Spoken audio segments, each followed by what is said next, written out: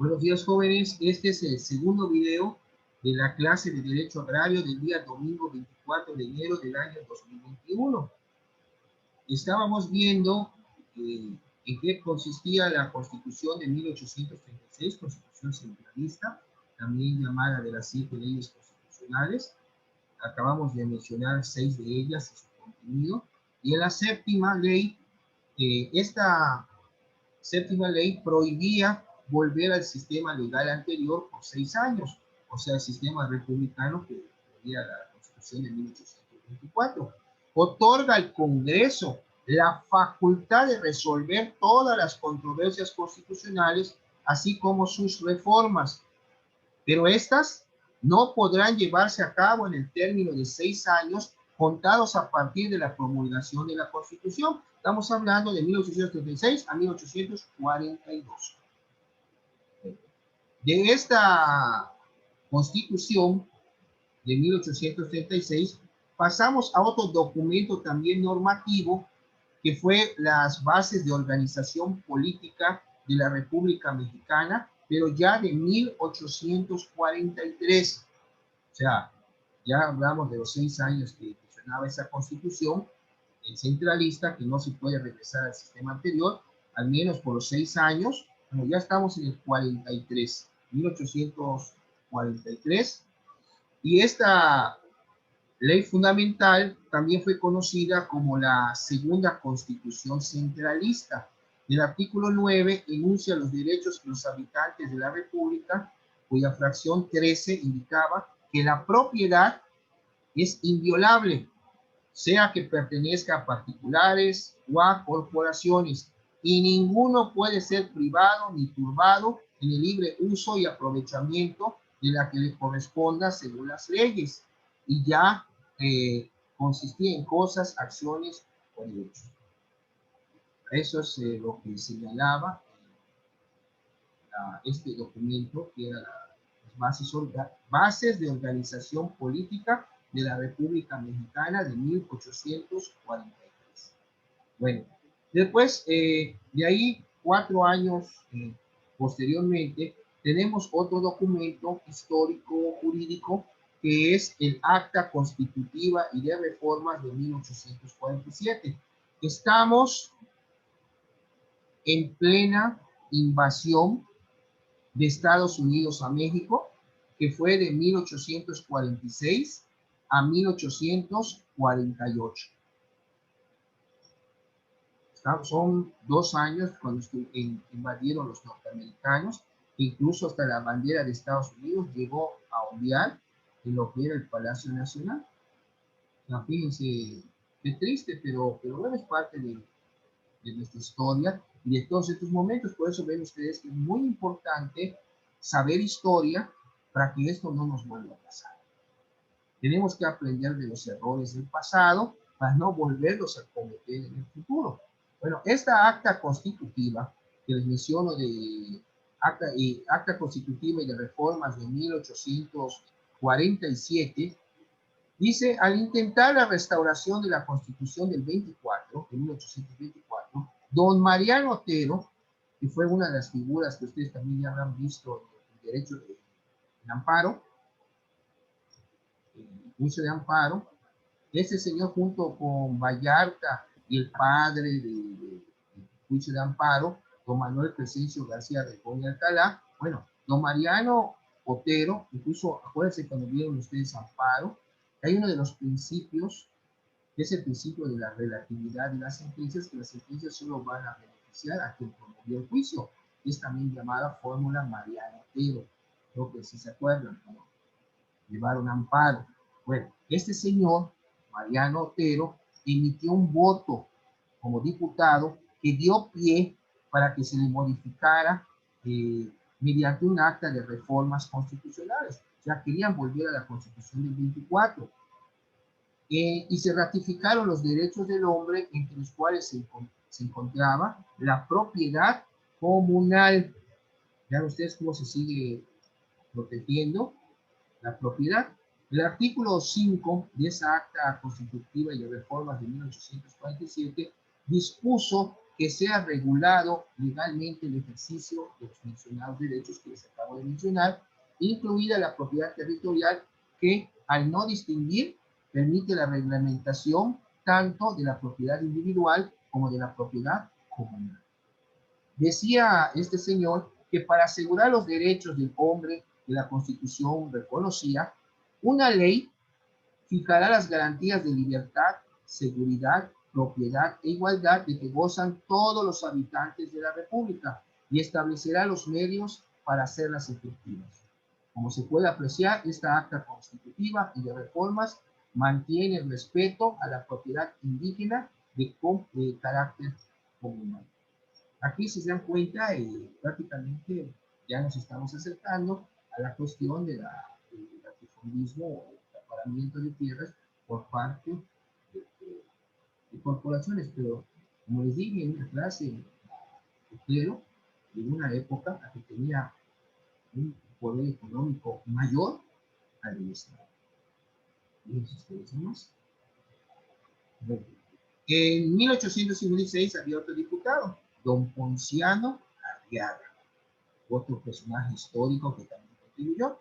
El 23 de junio de 1856, este diputado, don Ponciano Arriaga, emitió un voto particular con respecto de la propiedad, en la cual la definía como una ocupación o posesión que solo se confirma y perfecciona por medio del trabajo y de la producción, agregando que la Constitución debía ser la ley de la tierra.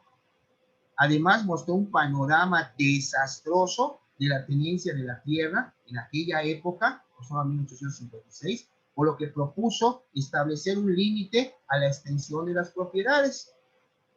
Con base en ello, opinaba que las fincas rústicas debían tener una superficie máxima de 15 leguas cuadradas.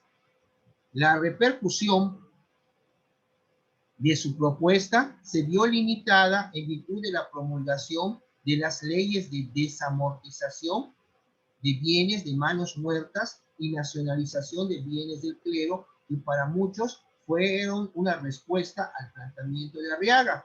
Sin embargo, es considerado como uno de los precursores de la reforma agraria, don Ponciano Arriaga. Ustedes se preguntarán, bueno, maestro, una legua, ¿qué longitud tiene? Bueno, una legua equivale a 4.82803 kilómetros.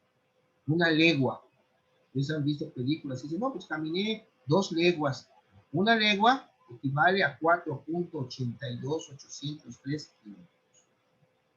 Casi 5 kilómetros, pero no llega a dicho kilometraje.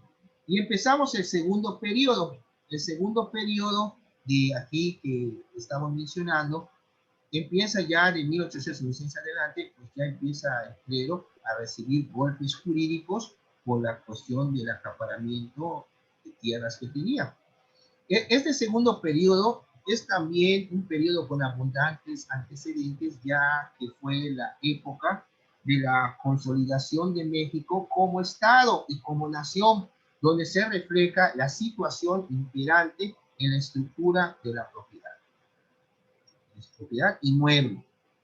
El inicio del periodo, marcado por el pensamiento de don Ponciano Arriaga, tiene características especiales, pues comenzó con la lucha contra la concentración de la tierra, como le decía, en varias personas, pero también del clero, junto con los ajustes políticos y sociales requeridos para consolidar el proyecto de nación, por lo que no es posible separar el desarrollo de México de la evolución de los derechos del hombre, y en especial estamos hablando de la propiedad inmueble.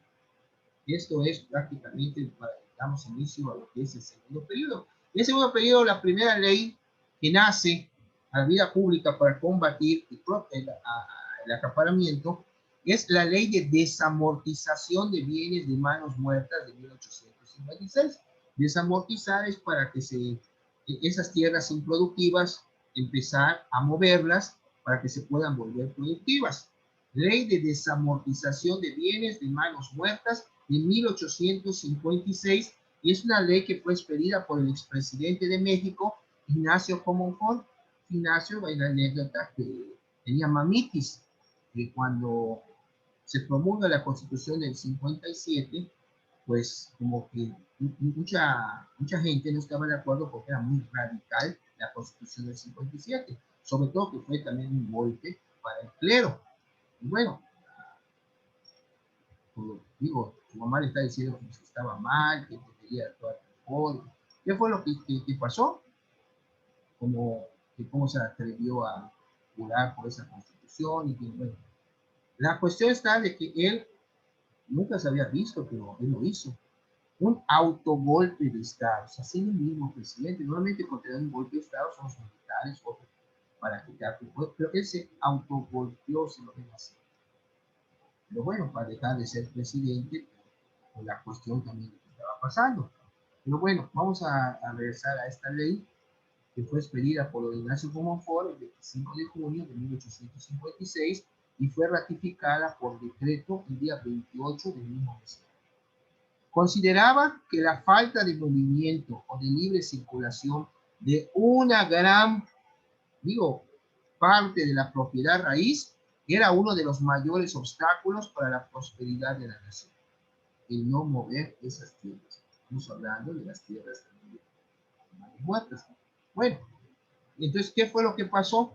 Por ello, dispuso que todas las fincas rústicas y urbanas de propiedad o administradas por las corporaciones, ya sean civiles o eclesiásticas, serían adjudicadas a los arrendatarios y a los que las poseyeran según el censo emfitéutico. Usted se preguntará, maestro, ¿qué es eso del censo emfitéutico? Esta palabra, emfitéutico, es un derecho real, generalmente vitalicio, sobre un fundo ajeno, que concede las facultades de enajenar, usar, gozar y gravar el dominio útil del bien a cambio del pago de una pensión anual al dueño, consistente en dinero o en un porcentaje de los frutos obtenidos en la explotación del predio, siempre mediante el pago del valor correspondiente, lógicamente. Bueno, además consideraba que tenían el carácter de congregaciones las comunidades, oigan esto, estamos hablando de las comunidades religiosas, las congregaciones, hermandades, parroquias, ayuntamientos, colegios y toda fundación o establecimiento de duración perpetua o indefinida. En consecuencia, esta ley tuvo repercusiones trascendentales sobre la tenencia territorial de los municipios, los tradicionales bienes de propios y las posesiones que tenían las comunidades. En el primer caso, se privó a los ayuntamientos de una fuente de ingresos y por ende de un medio que le permitía cierta autonomía, con lo cual comenzaron a depender en forma exclusiva de las contribuciones de carácter impositivo que a la larga nos convirtieron en meras extensiones del poder central. En el segundo caso, la aplicación de esta ley que les mencioné de don Ignacio Comonfort, aunque tenía la intención de individualizar a la propiedad de los indios y transformar la posesión en dominio, o sea, una cosa es la posesión, la posesión y otra cosa es el dominio, que es la propiedad, generó toda clase de abusos en contra de estos, por lo que fue necesario dictar disposiciones, específicamente las de don Sebastián Lerdo de Tejada, para controlar aún más su cumplimiento. Esta intención de salvaguardia es tan clara que posteriormente, en el artículo 27 constitucional, antes y después de la reforma que hubo, que vamos a ver, en 1992, en la Ley Federal de Reforma Agraria y la nueva Ley Agraria, que es la que nos rige del 92, se le reconoce plena validez a los efectos de las disposiciones contenidas en la Ley de Desamortización de Bienes de Manos Muertas, al declarar nulas todas las enajenaciones que hayan sido realizadas en contravención a dicha ley, lo que naturalmente incluye el abuso en perjuicio de los indios. Es importante, les menciono, que hay que hacer hincapié en este aspecto, ya que aún hoy tienen vigencia los efectos y repercusiones de esta ley, debido a que subsiste la nulidad de varias enajenaciones que se hicieron. Esta nulidad operará siempre que las enajenaciones perjudiquen a las comunidades indígenas, pero no surte efectos con relación a otras corporaciones civiles y eclesiásticas que hubieran sido afectadas.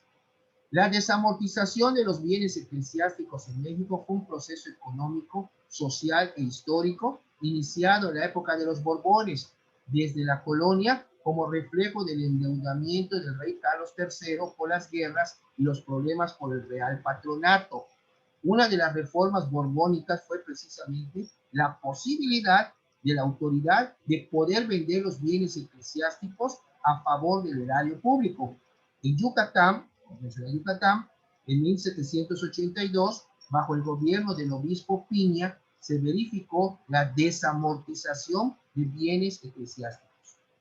Bueno, y de aquí llegamos a lo que es la Constitución de 1857, como les decía, que era dio un golpe durísimo al clero y la ley que decide de nacionalización de bienes eclesiásticos.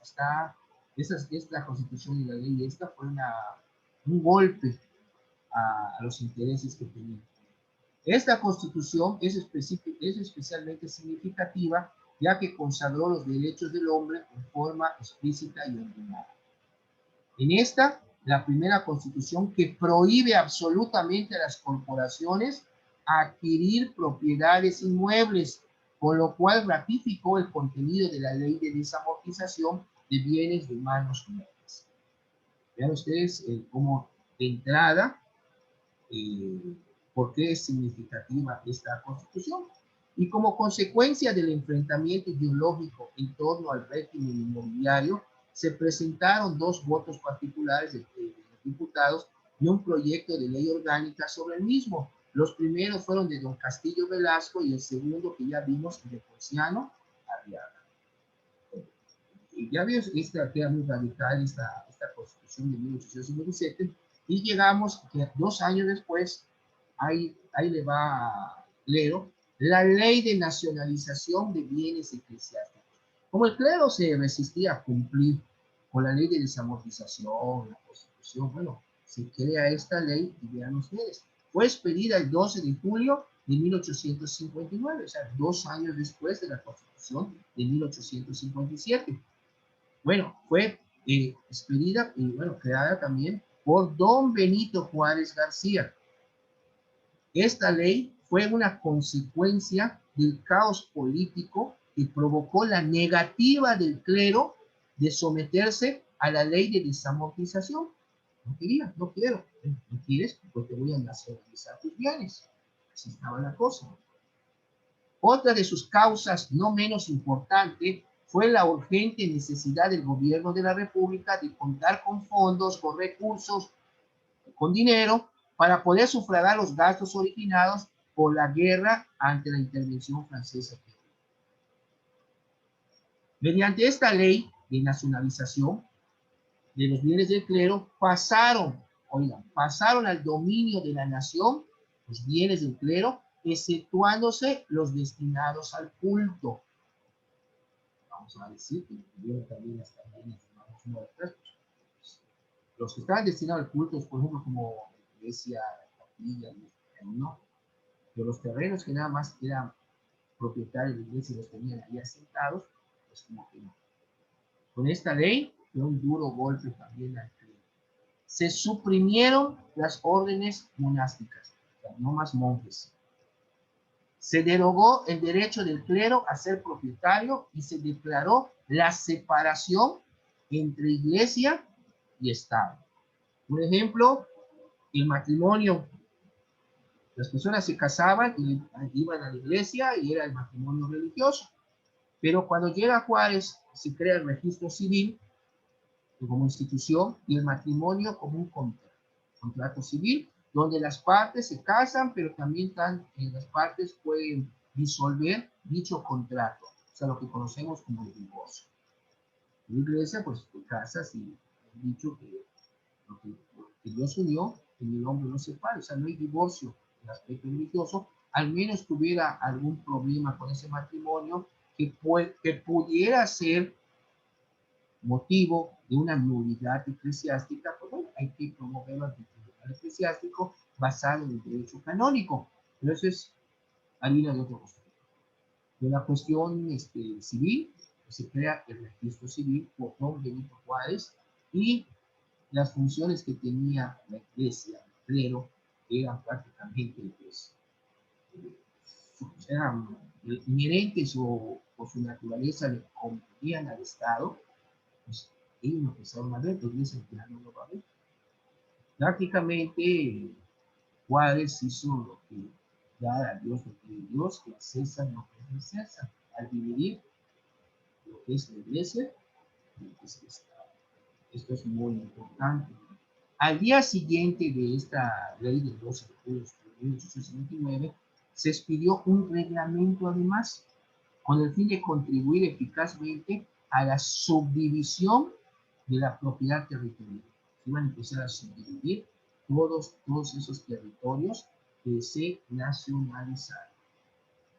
Bueno, de este modo el gobierno se subrogar es que prácticamente se adjudicó los derechos territoriales que detentaba el clero bajo cualquier título, con lo cual lo eliminó como factor omnipresente en la subdivisión de la propiedad inmobiliaria.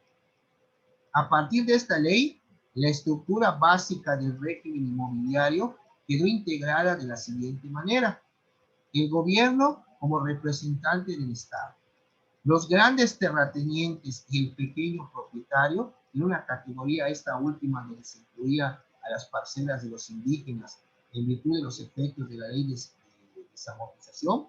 Recuerden ustedes que al desaparecer toda forma de propiedad corporativa, igual suerte corrió la comunal, razón por la que debieron adjudicarse a los poseedores las parcelas que detentaban en deuda. Esto fue el golpe de... Bueno, lo que pasa, eso fue las leyes que les acabo de mencionar, de contenido agrario respecto a la propiedad, cómo se fue regulando. Pero ya previo, 2 años antes del inicio del imperio con Maximiliano, se emitió una ley que se llamó la Ley sobre Ocupación de Terrenos Baldíos del 20 de julio de 1863. Repito, esta ley definió a los terrenos baldíos como todos aquellos que no hubieran sido destinados a un servicio público o transmitido a personas o corporación autorizada, sea a título gratuito o bien a título oneroso. Como estos terrenos podían adquirirse a bajos precios, o sea, estaban muy baratos, esta maestra que habíamos visto, Marta Chávez, dice que esto implicaba una ambigüedad. ¿Por qué una ambigüedad? Porque podía aplicarse incluso a terrenos que no estuvieran sometidos a posesión alguna o aquellos cuyo título fuere defectuoso, lo cual generaría una nueva forma de despojo. Se concedió el derecho a todo habitante de la República a denunciar hasta 2.500 hectáreas de terreno baldío, en donde se destacaban 2 aspectos importantes. Por una parte, este derecho se concedía a todos los habitantes de la República, incluso hasta los extranjeros que residían en uso de la garantía que les otorgaba el artículo 33. Y por otra parte, que la superficie mencionada era inmensa, lo cual propiciaba el acaparamiento y el consiguiente latifundismo, que ya era lo que se estaba combatiendo desde la época prácticamente previo a Juárez, desde el voto, si ustedes se dan cuenta, de don Ponciano. ¿Hay alguna pregunta hasta aquí, jóvenes? Estamos llegando antes de entrar al imperio. Estamos viendo, como vimos en inicio de clase, los 2 periodos. Estamos ya en el segundo periodo. Cómo fue evolucionando jurídicamente e históricamente las leyes para protección de la tierra, llegamos al golpe que se le dio al clero, a las corporaciones civiles y eclesiásticas respecto a sus acaparamientos de tierra. Se combatieron las manos muertas para hacer productivos esos terrenos que estaban ahí asentados. También llegó la Constitución del 57, la ley de nacionalización como respuesta ante la negativa de querer someterse a la ley de desamortización. Pues desnacionalizaron sus bienes, por eso el clero hasta hoy no puede ver a los culpables. Después tenemos esta ley de terrenos baldíos del 20 de julio de 1863, que definió a los terrenos baldíos como todos aquellos que no hubieran sido destinados a un servicio público o transmitido a persona o corporación autorizada. Eso es prácticamente lo que estamos viendo. ¿Hay alguna pregunta hasta aquí, jóvenes? Sergio, Jenny, Linda, Jenny, Sheila, Juliana. Sergio dice que... Ninguna, profe, todo bien. Sí, alguna duda que tengan respecto. Aquí, ¿qué es, jóvenes? Ubicarnos en la historia y la ley, en dónde se ubica en la historia y en qué consiste, pero sobre todo hacer hincapié en su aspecto agrario. Ya dijo Juliana que todo claro, perfecto. Si los demás no tienen alguna otra pregunta, pues pasamos a continuar con estas leyes. Ya estamos en 1863. Bueno, ya estando en la época de don Maximiliano, que pues este señor pues lo traen de Europa para que fuera los conservadores, son un grupo de conservadores, no voy a pensar que es todos, porque le hicieron creer que quería que México los gobernara, que gobernara el México. Él lo creyó.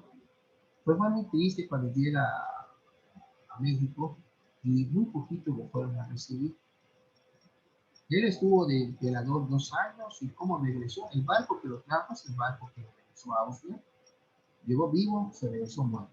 Los restos los mandaron en Novara, que era una embarcación que llegó a México. Pero bueno, y en sus 2 años emitió leyes en beneficio del pueblo, de la gente, y eso no le gustó a los conservadores porque pues esa no para eso. Y entonces, ¿qué fue lo que pasa? Pues, por ejemplo, tenemos una ley agraria del imperio que concede fondo legal elegido a los pueblos que no lo tengan.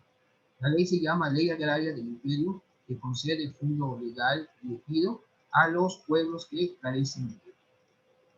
Esta ley fue promulgada por Maximiliano de Habsburgo en su carácter de emperador el 16 de septiembre de 1866 y mediante ella concedía a los pueblos el derecho de obtener fondo legal y ejidos localizables en una superficie de terreno útil y además productivo, el cual debería ser tomado de los baldíos o realengos existentes o a falta de estos por medio de su compra. En caso de que los dueños se negaran a realizar la transacción, se podía proceder a lo que ya platicamos, a lo que es la expropiación. Bueno, como se puede apreciar, estas y otras disposiciones emitidas por el imperio no respondían a los intereses de carácter conservador del grupo político que sostenía Maximiliano, lo cual provocó incluso su rechazo. Por ello nos preguntamos si no debería considerar a Maximiliano Habsburgo como quien por primera vez intentó dotar al ejido, aunque por supuesto esta denominación ejido solo se aplicaba en su sentido español dedicado al aprovechamiento común. Después pasamos a lo que son la ley de colonización de compañías deslindadoras del 15 de diciembre de 1883. En esta administración estaba el presidente Manuel González, que fue otra persona que no tenía un brazo, compadre de don Porfirio Díaz. Porfirio Díaz fue presidente de la República de 1876 a 1880. Y cuando él sale, ve que quiere su compadre de la silla, 4 años, porque antes de la silla eran 4 años, para que él pudiera regresar reelegido. Y Manuel González queda ahí 4 años, 1880-1884, y emite esta ley de colonización y compañías deslindadoras del 15 de diciembre de 1883. Esta ley fue promulgada bajo la presidencia de este señor que les acabo de mencionar, y esta ley ordenaba deslindar, medir, fraccionar y evaluar los terrenos baldíos o de propiedad nacional para promover el establecimiento de colonos, lo cual permitía al Ejecutivo autorizar a compañías para que habilitaran o consiguieran terrenos y efectuaran dichos trabajos. Incluso el fraccionamiento de los lotes, el transporte y la habitación de colonos. Estamos hablando de que esta ley pues, es a favor de la colonización. A cambio de sus tareas, obtendrían hasta 1/3 parte de dichos terrenos o bien de su valor. Sin embargo, en la realidad, dichas empresas solo se limitaron a habilitar las tierras y cobrar solamente una parte, sin concretar, esa etapa esencial que era la colonización. Y nuevamente encontramos en esta ley una forma de reconcentración de la tierra que quedaría en manos de las citadas compañías o de las particulares que las adquirían en grandes cantidades. Aquí estamos ya prácticamente concluyendo lo que es esta ley y vamos a entrar a lo que es el porfiriato. Porfirio Díaz.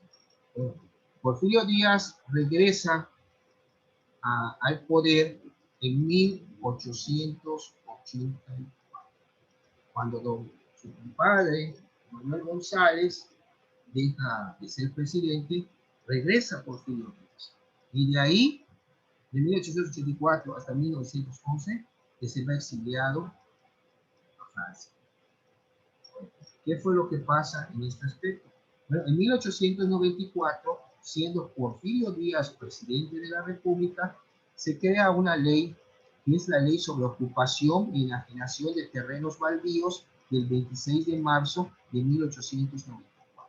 Ley sobre la ocupación y enajenación de terrenos baldíos del 26 de marzo de 1894. Solo que esta ley es un reflejo del extremo liberalismo individualista de la época de la dictadura, que solo pretendía obtener enormes beneficios para los detentadores del poder. Amplía la posibilidad de denunciar terrenos, ya no solo baldíos, sino también lo que eran las demasías y los excedentes, sin limitación de extensión. Demasías, jóvenes, son aquellas áreas que superan la superficie del título, pero que se encuentran confundidas dentro de él. Y excedencias son los terrenos que salen del título, que superan lo que éste ampara. En ambos casos, la posesión es detentada por el titular. Si tú tienes una excedencia, pues bueno, tienes excedente, pues, y si hay una demasía, pero no se pierdan las demasías, como les acabo de señalar, ese metraje que tiene más el terreno, de lo que ampara su título, no está confundido en cuanto a la superficie del mismo. Y la excedencia, pues si tú tienes un título que ampara 12 por 20 y tienes 20 por 20, pues hay 8 metros excedentes. Así podríamos estar hablando de lo que es una demasía, que tienes de más, y excedente, que tienes extra en cuanto a los terrenos. Bueno, esta fue una ley. Y otras, podemos mencionar disposiciones importantes, que es indudable que la concentración de la tierra fue propiciada por la ley sobre ocupación y enajenación de terrenos baldíos y la efervescencia que hubo en aquella época, de efervescencia social, que generó, obligó a la dictadura a reconsiderar sus alcances, lo cual sin motivo fue una medida muy débil y tardía. Además, les menciono, por decreto del 28 de noviembre de 1896, se autorizó que se pudiera transmitir de manera gratuita de terrenos baldíos y nacionales a los pobres que los poseyeran. Asimismo, el 30 de diciembre de 1902 se expidió un decreto que, entre otras cosas, disolvía las compañías desmineradores. Ya no iban a haber más compañías desminadoras. Y no pierdan de vista 1902, el año que se creó el territorio de Pucallpa. Finalmente, ya que como una medida desesperada para aliviar la crisis, se suspendió la ley de baldíos de 1894. Esta disposición, contenida por el decreto del 18 de diciembre de 1909, un año antes de empezar la Revolución Mexicana, ordenaba además el reparto de ejidos a los pueblos y lotes a los jefes de familia.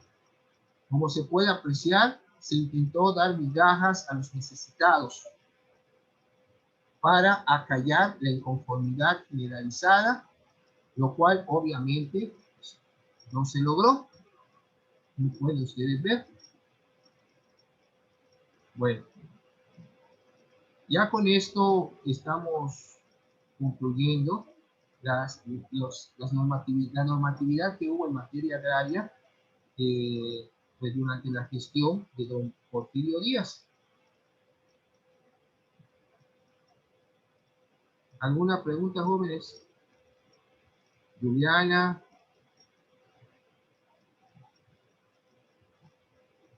Sergio, Kenny. Si todo está bien, todo esto, jóvenes, viene en su PDF. Está en plataforma.